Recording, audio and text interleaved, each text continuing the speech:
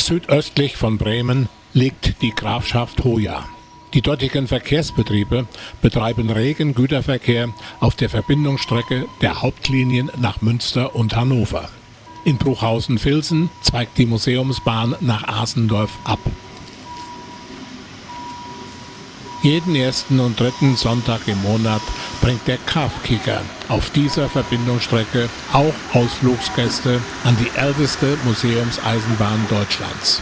Seit 1966 betreibt der Deutsche Eisenbahnverein e.V. die meterspurige Strecke. Heute hat der T3 Dienst. Er wurde 1959 an die Osthannoversche Eisenbahn geliefert.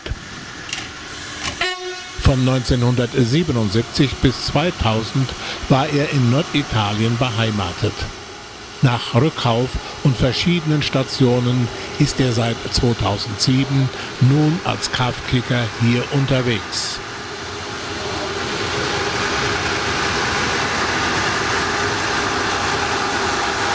Wir widmen uns aber der Schmalspurbahn.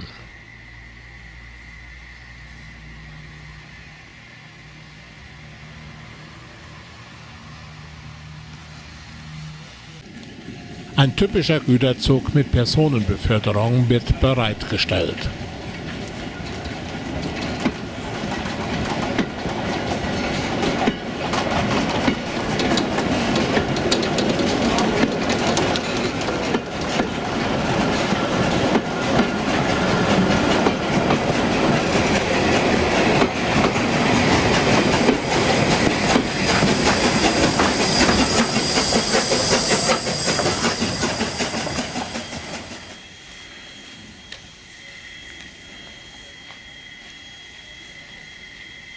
Es bleibt noch etwas Zeit, das Bahngelände zu erkunden.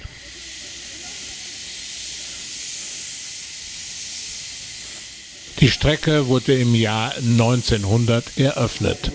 Die ehrenamtlichen Eisenbahner bemühen sich um ein authentisches Bild des Eisenbahnbetriebes im letzten Jahrhundert. Liebevoll haben sie viele Utensilien als Zeugen vergangener Zeiten zusammengetragen.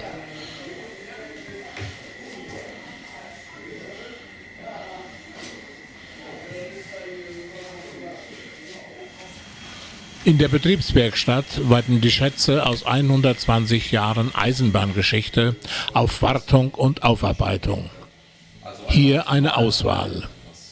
Der Triebwagen T42 wurde 1939 von der Waggonfabrik Wismar an die Franzburger Kreisbahn in Pommern geliefert. Nach einer Spendenaktion konnte er 1974 für 12.000 D-Mark von der Reichsbahn erworben und hier aufgearbeitet werden. Auch und gerade am Wochenende wird fleißig geschraubt.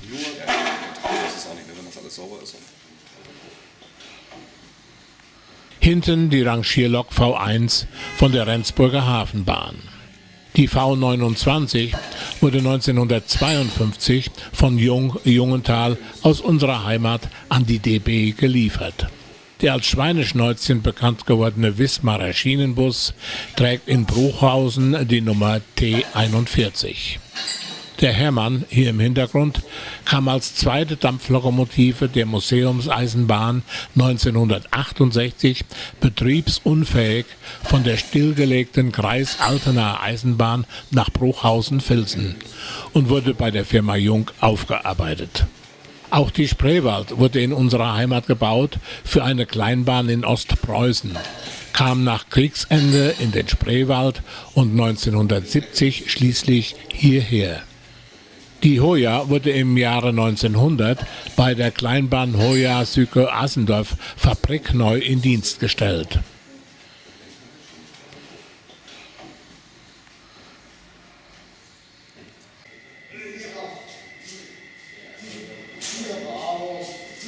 Unser Zugpferd heute ist die Kastenlokomotive Nummer 3, die Plettenberg.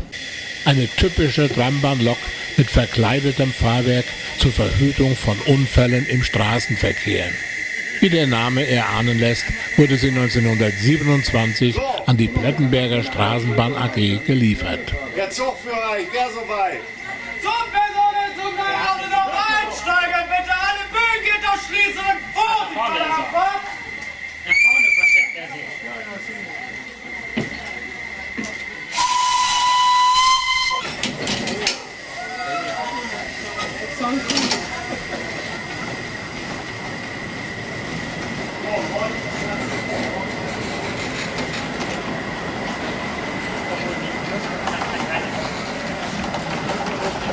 Also 65, 67, 70 war ich dazu.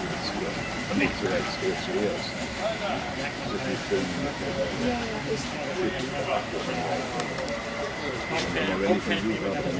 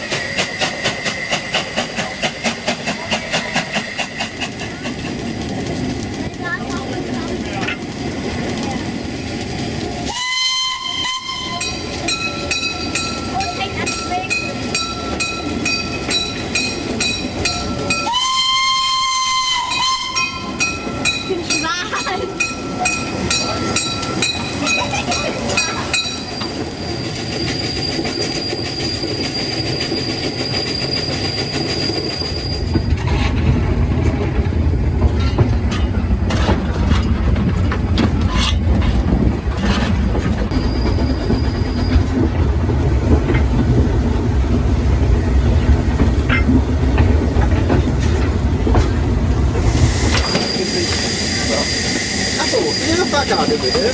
Oh, die hat meine Frau daheim. Das muss ich gleich mal haben.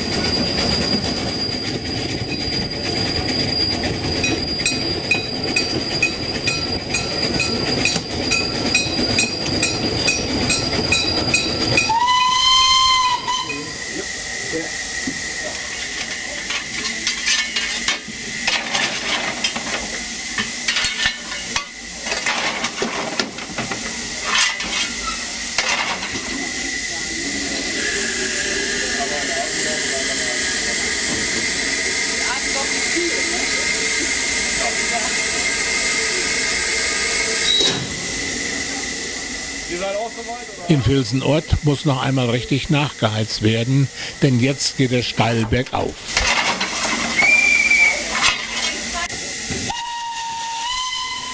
Naja, was hier so mit steil bergauf gemeint ist. Immerhin muss der Geestrand mit etwa 38 Meter Höhenunterschied überwunden werden.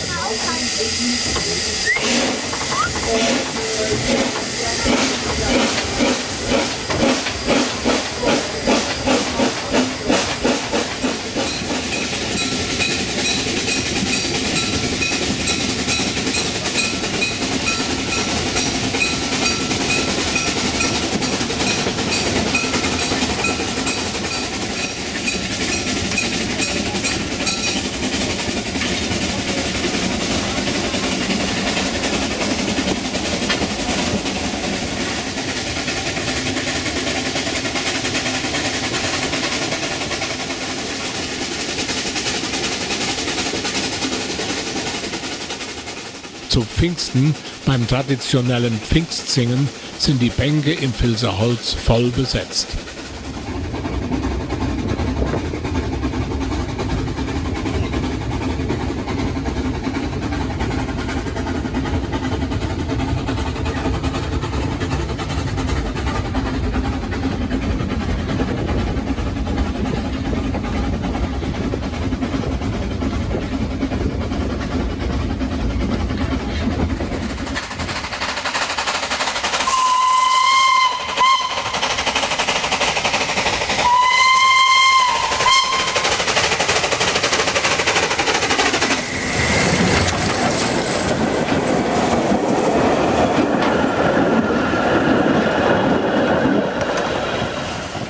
Aber dann ist es geschafft.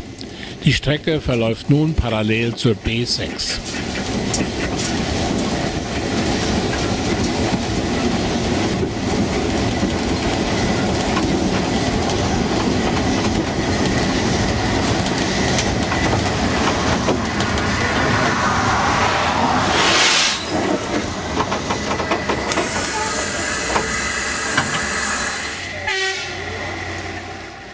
In Heiligenberg gibt's einen Fotohalt.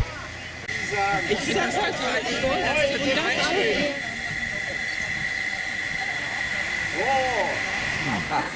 Und nun bitte recht freundlich.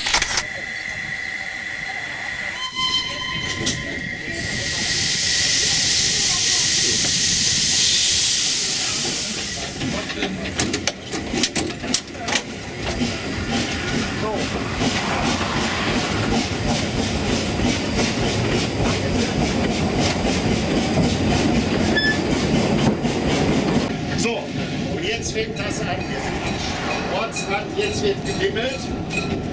Die ganze Zeit, weil jetzt ganz viele Straßen von der Seite kommen.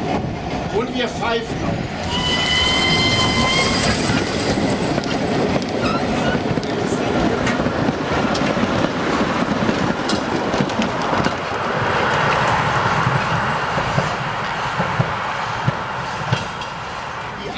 War drauf bestanden vor 58 Jahren, dass der Bahnhof zurückgebaut wird und nur 2 Gleise liegen bleiben und die ganzen Abstellgleise wegkommen und die Verladeeinrichtung das Einzige, was wir haben retten können.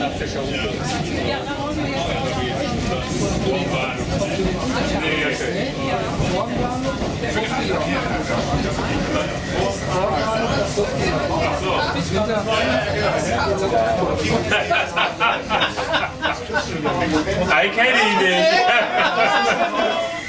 Asendorf ist erreicht und es folgt das übliche Umsetzen der Lok.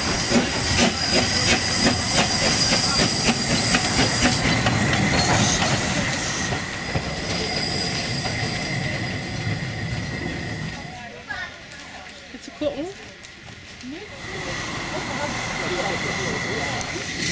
Und trotzdem mindestens jeden Freitag plus. Mitgemacht. Jo. Und dann war es ja, ja. Brauchst nicht. Ja, aber er macht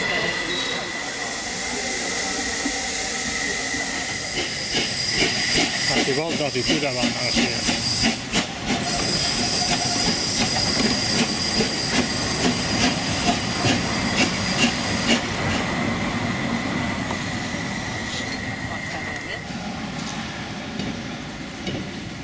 Die Güterwagen werden rangiert. So genau, stimmt. Nachher hängt die hinten dran.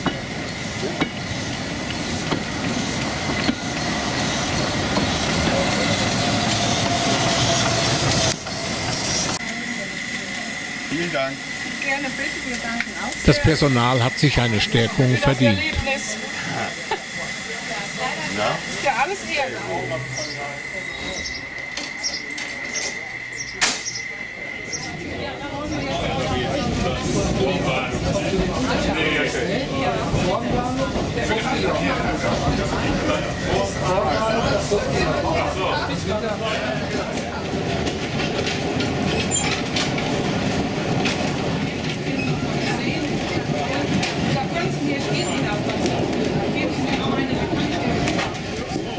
Mit im Zug war der Autor der herrlichen Bollywood-Kinderfilme über Franzi und Belly.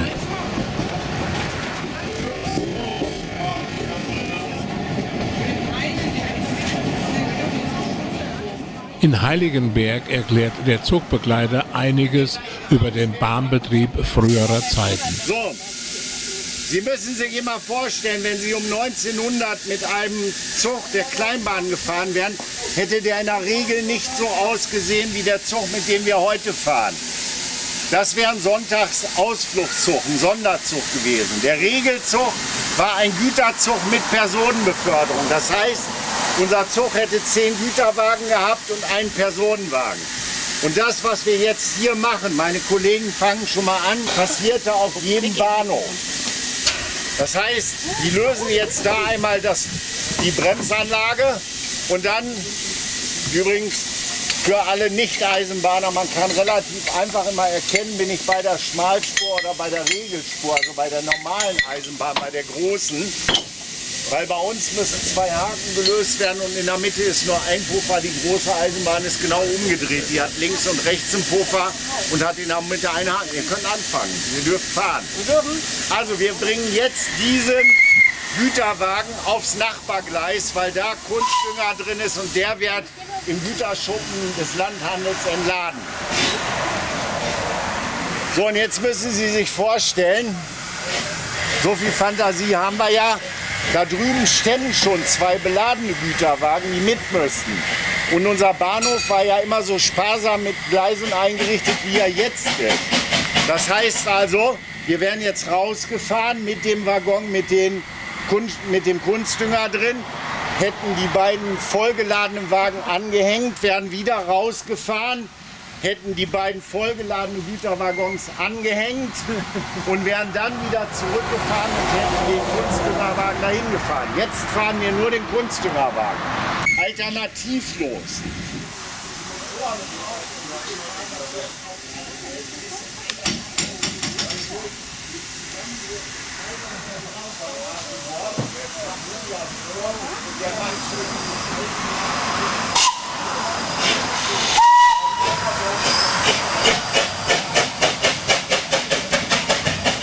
Passt auf die Säcke.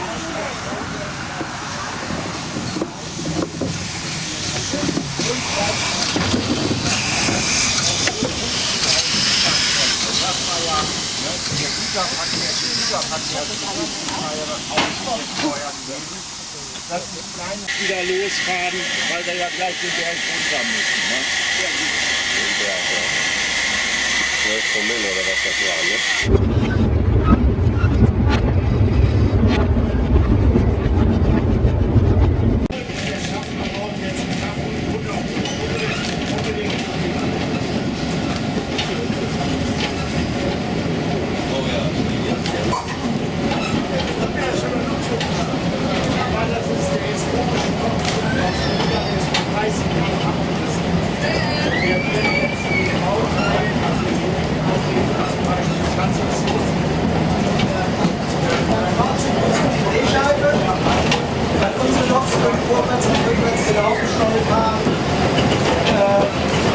Es ist nur durchlässig, keine Kinder raus.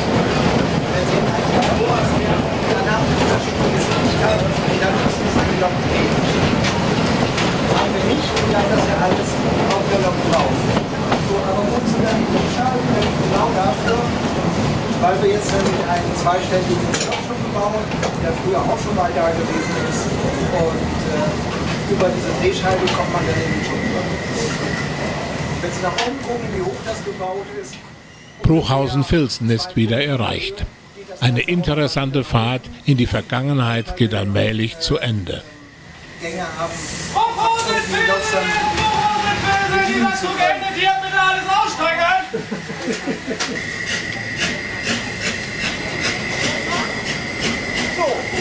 Und da müssen wir kommen. Ja, die wollen mit.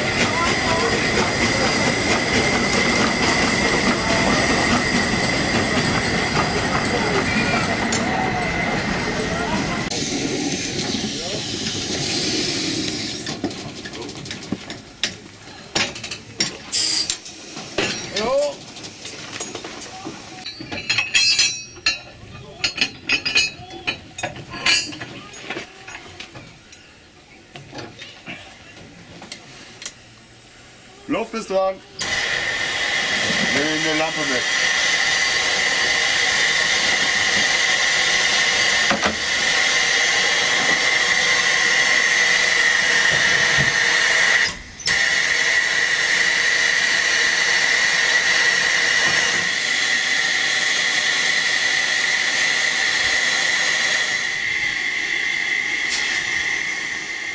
Noch ein bisschen rangieren, Personenwagen aufs Abstellgleis bringen und Bahnsteig frei machen für die nächste Fahrt.